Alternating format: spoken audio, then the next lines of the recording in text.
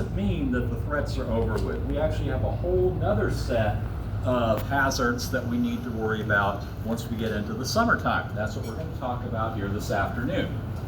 In particular, well timed, we're going to talk about heat and drought, which you're certainly experiencing now. When we do have precipitation in the summertime, it usually is in the form of thunderstorms, and thunderstorms bring lightning. So we'll talk about lightning and lightning safety. Flash flooding, unfortunately, can still be a threat in Texas during the summertime. We've seen that the last 2 Julys now, unfortunately. And tropical systems can impact us, even this far north. Tropical systems can impact us as well. So what happens when we transition from the springtime to the summer? Well, typically a ridge of high pressure will build in the mid and upper levels of the atmosphere over us here in Texas or somewhere across the southern plains. And this does a lot of things that are not particularly good for us for the summertime.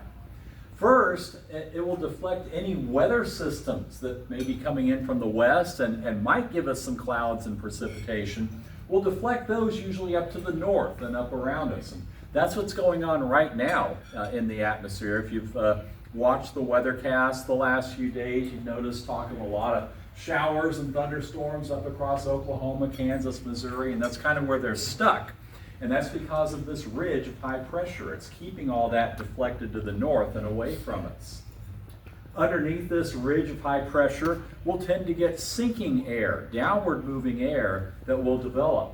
Well, for clouds and precipitation, we need upward moving air. So the sinking air will not give us precipitation and usually won't give us much in the way of clouds. So we'll get maximum or near maximum sunshine when we're under one of these ridges as well. So hot conditions and possible drought if it persists long enough, and we're starting to see that now, starting to see some telltale signs of drought in the area. And fire danger, which unfortunately we're starting to see as well. A couple of fires out west of Fort Worth, Palo Pinto and Jack counties have been dealing with some wildfires the past few days. Now, sometimes the pattern will it'll form and it'll break down or it'll shift and we'll get little breaks in the pattern, but sometimes, some summers, that upper level ridge will just lock in over our location, and that's when we get the summers that we all remember. We can have little change in the overall pattern for maybe 4, 6, 8 weeks before things will finally break down. Some of these that you may or may not remember, you probably don't want to remember, but you may or may not remember. 2023, from June through August, the average high temperature at DFW was 99 degrees. Typically our maximum, our highest average high temperature is 97, but that's usually only for about 10 days or so in late July and early August. So this was basically 3 months that we were up just about at 100. The year before that, 2022, we had no measurable rain for 67 consecutive days at DFW Airport. Measurable rain means at least 1/100th of an inch of rain in the rain gauge. 2011, one of the ones that's kind of one of our benchmarks. June through August, the average high temperature was 101. But those of you that are longtime residents of North Texas will probably remember the summer, which is the standard by which all are judged, and that was 1980. The average high at DFW for that 4-month period, June through September, average high was 102. The total rainfall at DFW Airport, less than 1/2 an inch during that entire 4-month period. It was a brutal summer. I was in Florida at the time. I was born and grew up in Central Florida. Had a little neighborhood lawn mowing business over the summer. And just before this heat wave broke, it actually was even reaching as far east as Florida. And it was starting to affect us before it finally broke down. So that was, again, the standard by which all are judged. Sometimes, though, like I mentioned, we can have breaks in the pattern and we can get a little bit of relief. If that upper level ridge moves off to the east or to the west, that is going to allow, or it'll give a better chance for these weather systems to come through bring maybe a little cooler air like we had for a couple of days last week, or bring us chances for precipitation. If the ridge moves to the east, then we'll have southwesterly winds in the mid and upper atmosphere, and again, maybe bring some weather systems across the area.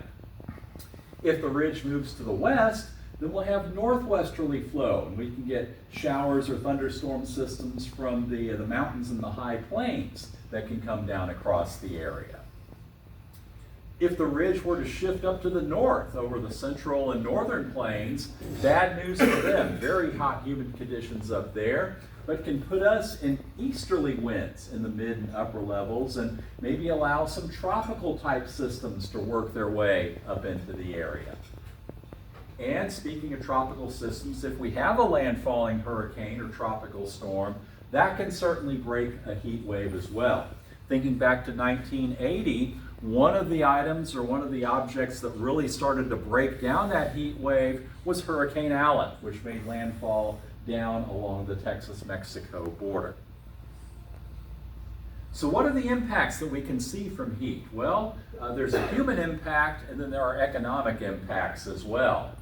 There are roughly 175 deaths annually related to heat, and some of those are the most severe form of heat stress that we can experience, called heat stroke.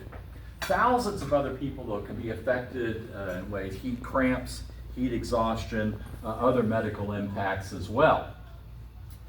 Some of those that are most vulnerable to the impacts of heat are those who are overweight, those who may have other pre-existing conditions, elderly, and children. Again, the ones most vulnerable to heat and its impacts. An economic impact as well that we can see. Increased water usage, trying to keep everything irrigated and the foundations in good shape and all that. So higher water bills that we might have to pay.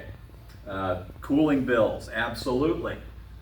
Stress on crops and livestock, again with less water, less feed and plants for the livestock, for example, to feed on. Damage to roads, we've seen a few examples of that across North Texas so far this summer, roads buckling and whatnot.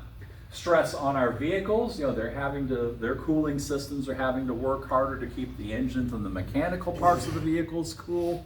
And then of course the air conditioners are having to work harder to keep us cool inside. And stress on the power grid, which we certainly, it seems to have been responding better since the horrible winter back about 5 years ago. But still, anytime we get really hot for a long period of time, we do have to at least think about the stress on the power grid. So as far as the human impact, impacts on the body can range from the very minor, sunburn, your skin gets red and sore. Heat cramps are a little more significant situation, the body sweating, pain in the muscles. Heat exhaustion is a fairly serious condition, and that needs to be monitored very closely, may need professional attention. And basically this is the body is maxing itself out, trying to get itself cooled back down. Very heavy sweating, cold skin, weak pulse. Heat stroke is the most serious condition, and that absolutely needs medical attention. Basically, the body's cooling system has shut down at that point. The body temperature will be high, the skin will be hot and dry, rapid pulse. And heat stroke can be potentially fatal. So safety tips to deal with the rest of our long, hot summer that we're going to have. Well, avoid the heat altogether whenever you can. If that's not possible, if you have to be outdoors, light-colored, loose-fitting clothing, a broad-brimmed hat to keep the sunlight off the top of your head. Take frequent breaks if you're doing yard work or other strenuous activities outside. Give your body frequent opportunities to get itself cooled back down. Drink plenty of non-alcoholic fluids. Yes, a cold beer on a really hot afternoon can sometimes be good for folks, but as far as your body is concerned, non-alcoholic is the way to go.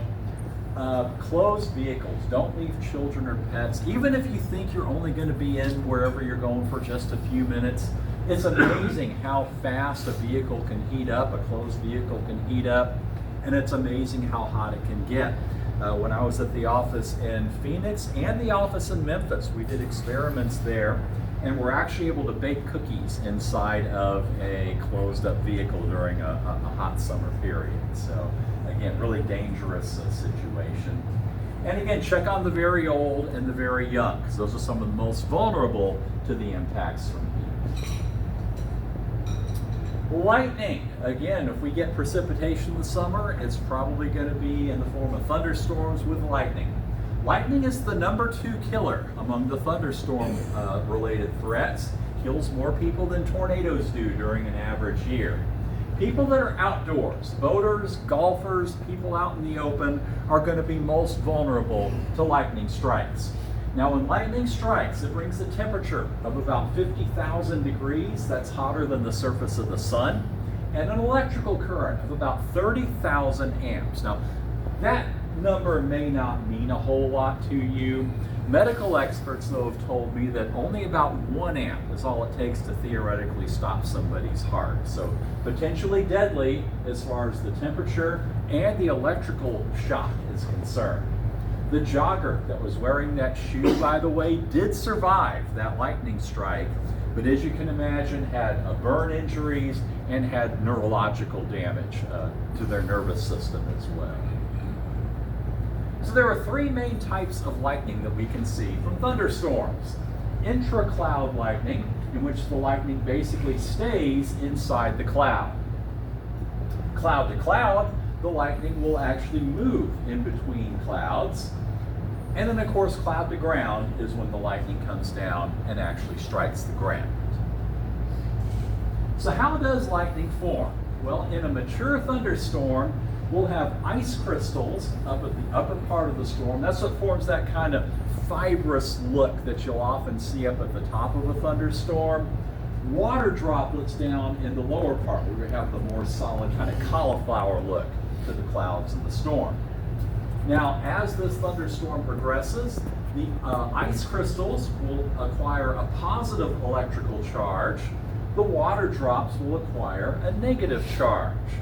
And that in turn will induce a positive charge along the ground underneath the storm, and we can get a negative charge underneath the anvil, this flat top part of the top of the storm, which again has a positive charge. That will induce a negative charge down in here. So the storm continues, the charges will continue building in the anvil, in the rain area, and underneath the storm as well. The charges build up until the air can no longer insulate between those charges. The electrical charge is released in the form of a lightning flash. Also, the air around this lightning flash will be very quickly heated up and cooled back down. That forms a shock wave moving out from the lightning strike, and that's what we hear as the thunder. Now, there are 2 polarities of lightning strikes, positive and negative cloud to ground strikes.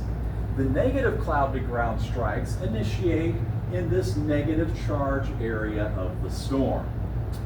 The positive cloud to ground strikes will typically come from the anvil, the top of the storm, directly down to the ground. Now, any lightning strike is going to be dangerous.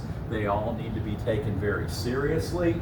But the positive strikes tend to have a little bit more electrical current, and they tend to maintain contact with the ground just a little bit longer. So positive strikes can even be more dangerous than the negative strikes. One other thing that's dangerous about those positive strikes is they are not necessarily coming from out of the main part of the storm, where we've got the dark clouds and the rain and all that. People may think that they're a safe distance away from the storm and can get hit by one of these positive cloud to ground strikes, bolts from the blue, as they're called. These have been routinely, easily seen 5 to 10 miles away from where the actual rain and hail and the dark clouds and all the main core of the thunderstorm. So these positive strikes, again, particularly dangerous for a number of reasons. So lightning safety inside a good, solid, sturdy, grounded building is going to be the best place to be. An all-metal vehicle, not a convertible, but a hardtop vehicle, will also be a good shelter from lightning. As long as you're not touching any metal on the inside of the car, you'll be okay. The frame of the vehicle will actually direct all that electrical current around you and down to the ground. Get off the lake, get off the golf course, make sure you have time to get to a safer location. Turn off electrical appliances that you don't need to have on. Growing up in Central Florida, which was kind of the lightning capital of the U.S., we had lightning strike very near our home twice. One time it got our sprinkler system controller. One time it got our TV and our stereo. So turn off those and unplug those electrical appliances if you can, if you have time. Critical stuff, obviously, we need to keep plugged in, but turn off and unplug what you can. Again, lightning can strike 5 to 10 miles from the actual center part of the storm. So if you're close enough to a storm to hear the thunder, you're getting in range of the lightning. And that's when we need to start moving into a safer location. And then stay in that safe location until 30 minutes after you hear the last thunder. Give that storm plenty of time to get a safe distance away. Flash flooding is the #1 killer. Lightning #2, flash flooding the #1 killer among thunderstorm-related threats. Nearly 130 people each year lose their lives in flooding and flash flooding. Flash flooding, by the way, is just a flood that occurs very rapidly. A lot of the deaths occur in vehicles because people just don't give flash flooding and floodwaters the respect they deserve. A lot of times it happens at night when people cannot see the floodwaters, don't realize that they're in trouble until they're in trouble. But again, a lot of time it's because we just don't give the floodwaters the respect they deserve. So what causes flash flooding? Well, if the atmosphere is extremely moist, southerly winds bringing low-level moisture up from the Gulf, southwesterly winds aloft bringing moisture in from the Pacific. Well, all that moisture in the atmosphere is going to make the storms very efficient rainfall producers, able to drop 1, 2, 3 inches of rain very quickly as they mature.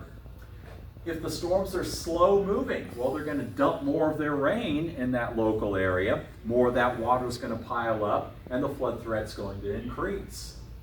We can also, again, from the storms being efficient rain producers, can see very intense rainfall rates. That can overwhelm drainage systems in cities. And in some cases, the rainfall rate can be more important than the actual total rainfall amount. There was a storm May 5th of 1995 that moved through central and northern Dallas. The storm itself dropped about 3 inches of rain. Okay, that's happened before. 2¼ inches of that rain fell in 15 minutes in central and northern Dallas.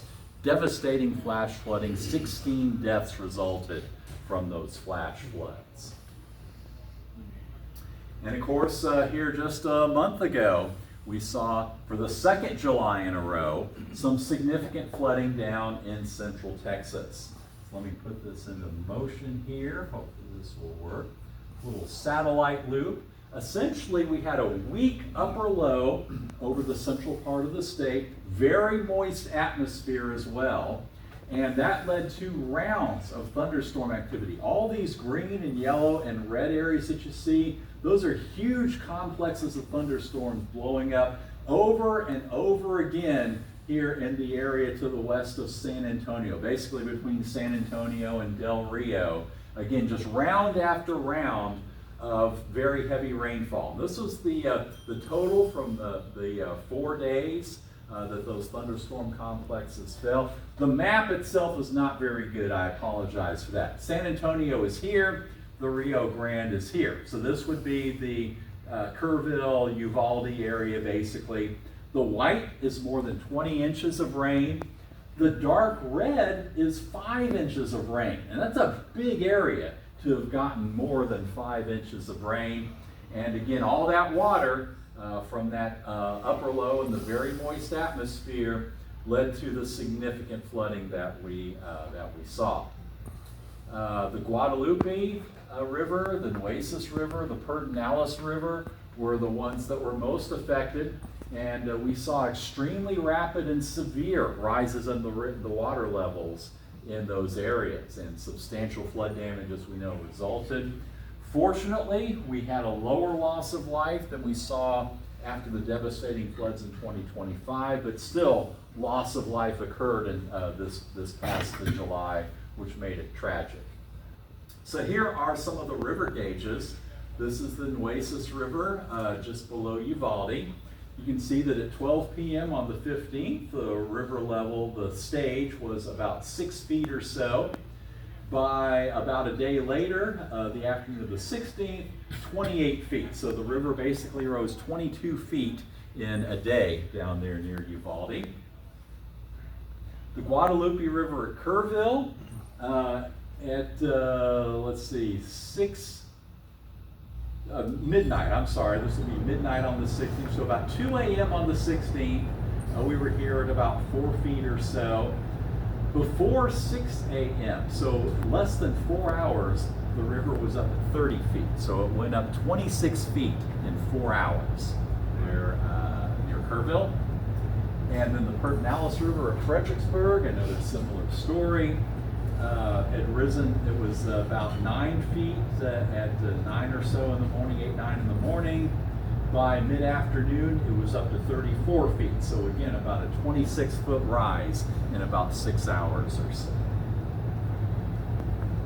So the dangers that we face from flash floods. Well, there's a tremendous power that's associated with that water.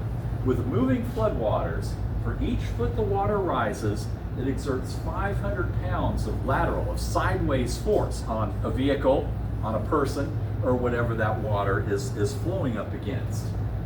For each foot the water rises, it exerts 1,500 pounds of buoyancy, of lifting force. So you put those two forces together, 2 to 3 feet of moving water is going to float most any vehicle, even a good-sized truck, an SUV.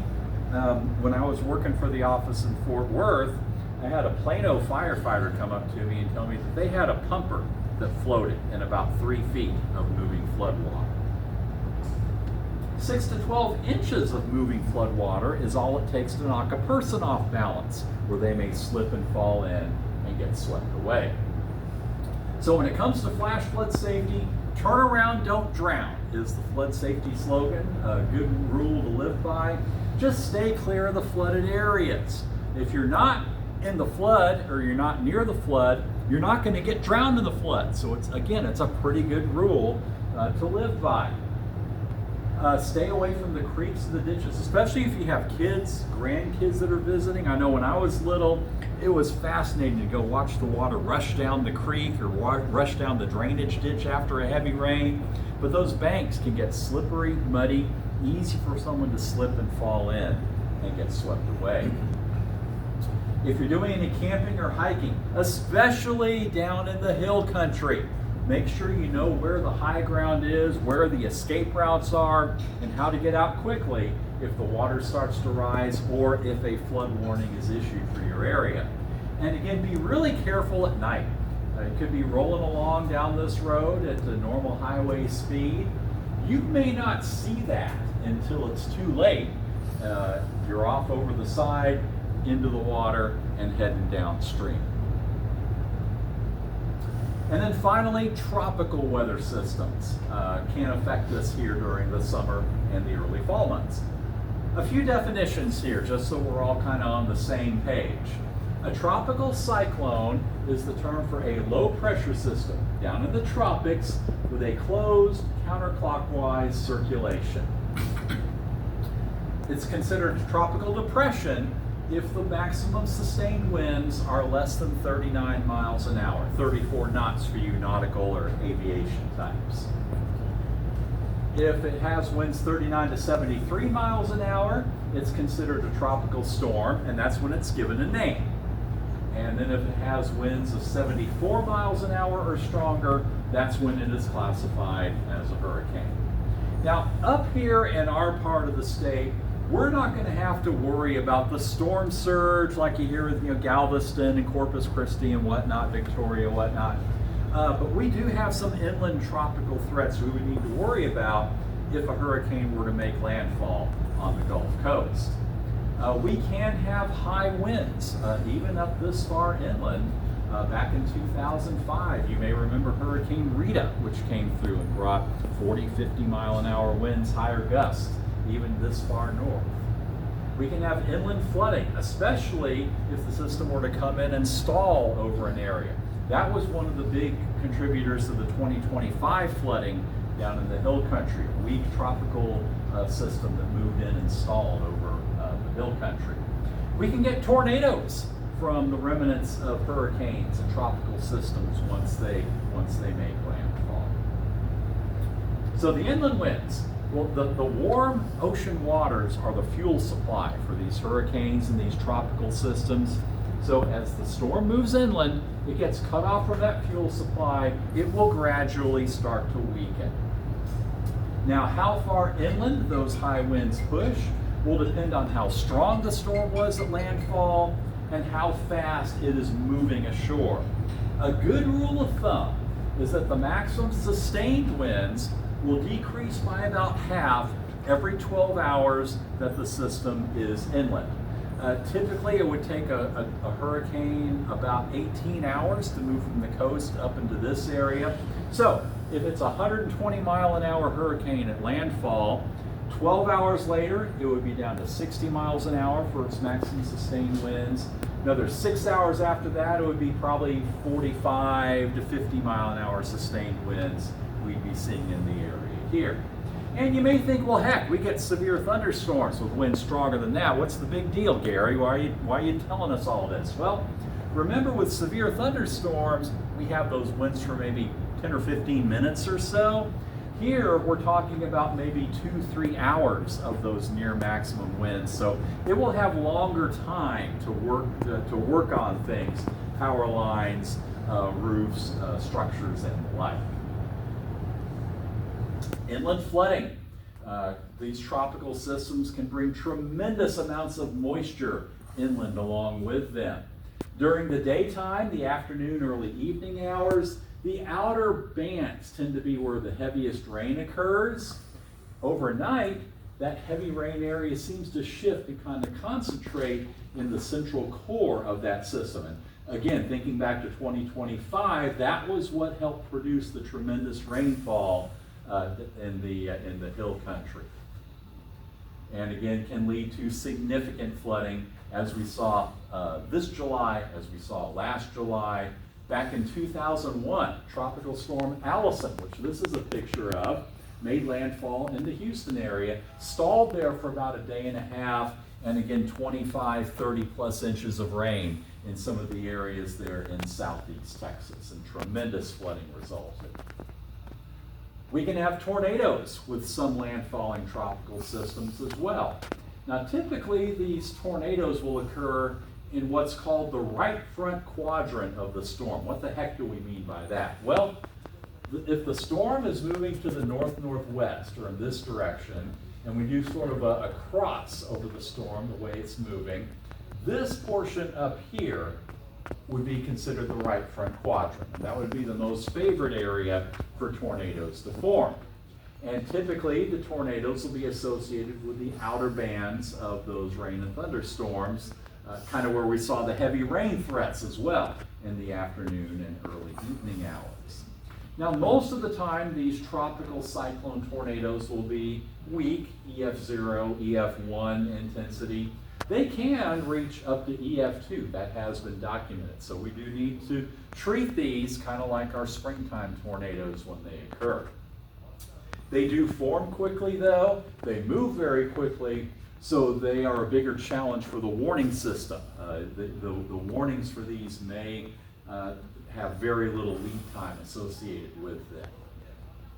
So, with our summer weather hazards and concerns that we have, keeping informed is going to be a great way to keep yourself safe. NOAA Weather Radio is a 24-hour continuous broadcast from the National Weather Service, our local office there in Fort Worth. The nearest transmitter to our area here is in Cumbie, so you should get good coverage from that radio transmitter. Of course, we all have smartphones, and there are some really good apps out there for smartphones that will, in some cases, show the radar, in some cases actually alert you on your phone if watches or warnings are issued for your area. The weather radios, by the way, you can get at some of the larger department, big box stores, some of the home improvement stores. You can get them online as well, about $30 or so they run. Smartphone apps, most all the TV stations in DFW have their own weather apps. There's some other good ones out there as well. Just make sure that whatever app you're using, it keys off of the official National Weather Service information, and make sure that it gets that information to you quickly. I've tested a number of apps, and I won't name any names, but one of the apps that I had was really good, but it was about 6 minutes late from when the warning actually got issued till I was getting the notification on my phone. The average tornado warning lead time is about 11 minutes right now, so I don't want half of my lead time eaten up waiting for me to get the warning information. So make sure that whatever app you use, it gets that information to you quickly. Of course, the commercial media, the Weather Service works very closely with all the radio and TV outlets across North Texas, making sure that they're getting the information, that the stations are getting the information from the NWS in a quick, efficient manner, and then everybody is going to be communicating, giving the same message as that weather event is moving through. National Weather Service has a website as well, weather.gov/Fort Worth. The upper part will be informational graphics, especially if there's any significant weather event that may be coming up. The map down here underneath, you can click right on Commerce, for example, and get the forecast for right where you click your mouse, the 7-day forecast, links, or the latest observation from the nearest observing site, links to any watches or warnings that are in effect, links to the latest radar and satellite pictures as well. So kind of a one-stop shop for weather information. So wrapping things up, again, yes, springtime does not bring the high impact of weather events like we see, or summertime does not bring the high impact weather events like we see in the springtime usually. But we do have some threats and hazards that we need to pay attention to. Heat can be a silent killer, working especially when we get into one of these extended periods, working over days or weeks. Lightning, flash floods can occur rapidly, almost instantly in some cases. Tropical systems can bring a variety of inland threats as well. So the big key is to keep informed, keep aware of what's going on, have your plan, what you're going to do if a thunderstorm approaches, if heavy rain moves into the area, and then just make that decision, take that action if that threat does in fact materialize. So that is what I had to share with you today. Any questions? Yes, sir. We've always heard of the heat index, but here lately we've been hearing of, is it the wet bulb temperature? Yes. Maybe coaches have to use that nowadays to, determine practice times, those kind of things. Yeah, it's, and I forget the full name of it, but it's related to the wet bulb temperature, which is related to the temperature and humidity as well. It was actually originally some of the observations and some of the rules were actually developed by the military, for people being outside, refueling aircraft on tarmacs or whatnot. And it has now, translated to sports activities as well, practicing. When you can safely hold practices, when you'd have to move in, how much you'd have to let the people hydrate during practice and the like. So, yeah, it's basically it's just another way to measure the heat's impact on our body and our body's ability to cool itself. And so that's what a lot of those decisions are starting to key off of. Yes, sir. Referring to the slide, you showed the negative to positive lightning. What causes the Earth to be positively charged? Well, it's basically just it's the negative charge from the thunderstorm, from the raindrops and the cloud droplets in the thunderstorm. That kind of induces a positive charge on the ground. Kind of like we just bring that negative charge close, and the opposites attract, and so that will tend to just induce a positive charge along the ground. Now, why do we have the positive with the raindrops and the negative with the lightning? Actually, at OU took a class on atmospheric electricity, so I had to learn this stuff. But basically, when the water droplets and the ice crystals are banging together and the ice crystals are getting moved up at the top of the storm, as a result of those collisions, the ice crystals will lose their negative charge and become positive, and the raindrops, as they start to fall out, will get the negative charge. And then that, basically what we see on the ground then is just kind of a mirror image of what's actually going on in the storm that's up above it. Another question. Our recent hailstorm had large spiked hail. What causes spiked hail? We've not Spiked seen hail. that here around here. Yeah, it's kind of wild when it happens, but when the hailstone is up in the cloud, it's actually going to be kind of rolling and tumbling around up there. And if it gets into just the right or just the wrong atmospheric conditions, as it's tumbling around, it'll start to, centrifugal force will start to throw some of that surface water off, and it may start to freeze as it starts to get thrown off. And so that produces the little nubs, and then just more and more water. As it accumulates that, it'll tumble around and throw that water off, and it'll freeze as it's coming out, and eventually can build into spikes. It doesn't happen all the time, as you know. Sometimes it's just literally like a tennis ball or a golf ball when it falls. But when it is spiked, that's usually because, again, it's just tumbling around and kind of centrifuging that water off, and that water is just freezing before it gets completely thrown off of the stone. It was frightening. Oh yeah, oh yeah. Yes, sir. Why did we go to the heat index? We usually just hear that this is the temperature, and then in the winter, this is the temperature. Now we talk about wind chill factor. Why did they institute that? Well, because of the human impacts. A 90-degree temperature with very low humidity, our body would be much more able to cool ourselves as opposed to a 90-degree temperature with very high humidity. Our body perspires to try to cool itself, but if that perspiration can't evaporate very well, it's going to be harder for us to cool ourselves. And then in the wintertime, the wind has a chilling effect on us and can lead to, again, more of a human impact. As far as structures, buildings, roads, and the like, no difference there. Heat index and wind chill have absolutely nothing to do with any structures. It's just more of an effect on us and how we feel and how our bodies respond to those weather conditions. Storm season, I like to follow Reed Timmer, the storm chaser. Mm-hmm. Have you ever chased storms like those guys? Not like those guys. When I was at OU, I was on the storm intercept team the 2 springs I was there. And the first spring that I was there, our main project was launching weather balloons, little balloons with instrument packages, either into the environment around storms, or if we could get lucky enough to actually get one into the updraft, the main intake region of a thunderstorm. And that let us, that was a good project, so we could always learn something. There was one time that we went out, we knew there were going to be big storms in western Oklahoma. Got out there, not a darn thing happened when we were out there. So, okay, let's launch a balloon, and we were able to figure out the failure mode.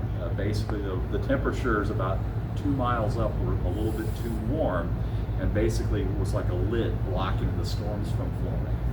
We did get one balloon into the updraft of a storm in the northeast panhandle in between tornadoes, and we were getting like a tape, or like an adding machine tape printout of the data that was going up, and it was being stored and saved as well. But it's like, no, this is messed up. We thought, something had happened to the instrument. Well, it was not messed up. When we got it back and looked at the data in detail, It was 106-mile-an-hour updraft that the storm was in. So it made it up to the top of the storm in like 5 minutes. And so that's why we were thinking, no, it's take like 15 minutes or so, but got in the updraft and went up. So the second year I was there, 1987, we did the balloon experiments again, and we worked with an engineer from Los Alamos Laboratory in New Mexico. The first portable Doppler radar. Nothing like what you see on the shows, the big flatbed truck things. It was about the size of a suitcase, sat on a movie camera tripod, had one antenna that was constantly transmitting, another antenna that was constantly receiving. Then the data was recorded on a stereo cassette deck. The going away was in one channel, the coming toward was in the other channel, so you could actually put on stereo headphones and you could hear the sound basically of the data. If you heard it all in one ear, okay, that's all going away from us. Heard it in this ear, okay, it's all coming toward us. If you heard in both ears, then that would indicate both going and coming basically. And you could kind of get a feel for the speed by the pitch of the white noise that you heard. You know, maybe a low wind speed, but would be a high wind speed. We actually had it pointed at a storm in the Texas Panhandle. Right as it produced a tornado, got a very high spike in the wind speeds, then it kind of leveled off as the tornado formed. So we demonstrated that yes, a portable Doppler radar could be taken out into the field and we could get meaningful data from it. And again, that was kind of the ground floor of what we see now. Would you ever recommend a friend to move to Moore, Oklahoma? I'll tell you, if there is an unlucky weather city, my gosh, those poor folks in Moore, they have taken more than their share, that's for sure.